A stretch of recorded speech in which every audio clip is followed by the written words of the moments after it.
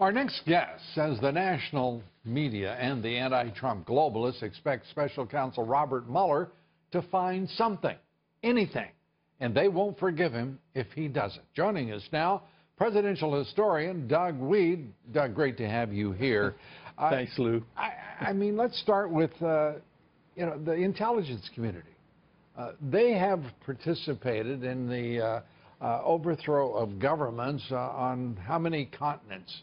And it all looks over the world. And it looks like that's what is being tried here by the deep state, components of which are from the intelligence community as well as the far left and, of course, our components of our national left-wing media.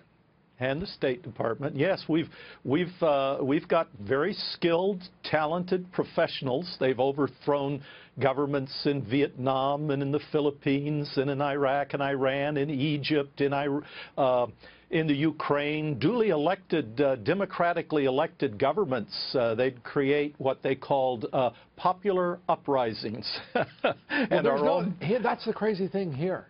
The uprising here is by the left, and the left, driven even by President Obama, his administration, they are continuing to agitate, to organize, organizing for action. Over 30,000 trained, quote-unquote, organizers, activists. I mean, what in the world is going on here? A president, for the first time, an ex-president, staying in Washington, D.C., rather than leaving the nation's capital. Yeah, what would we expect, though? That's their skill set. These people that work in, some of them in the State Department, some in intelligence, some in the media, they've worked together to overthrow other governments. It was inevitable that they'd use the gun on ourselves. So here they go. Let's see if we can do this in America. And it looks like a coup d'etat. I don't know how else you can explain it. We had Comey say, no, the New York Times story was totally false. Well, that's driven the narrative for several months now. Yeah. None of the networks are saying, hey, we're sorry, back up, forget what we told you the last few months. It was based on false information. There's no retraction, no going back. There's no going back because there is only one narrative, and it is the narrative that the left has a moral superiority over the rest of the country, and irrespective of the unlawful actions they take, their illegal presumptions and actions, that they deserve such permissions within our society that they can overthrow a constitutional government and a duly elected president. I mean, amazing. It's stunning. It is stunning. It's truly, truly amazing. And people seem to be oblivious to it.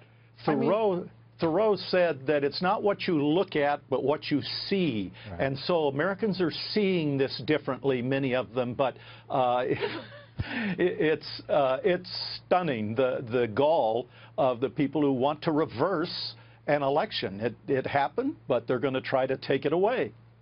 What should President Trump do?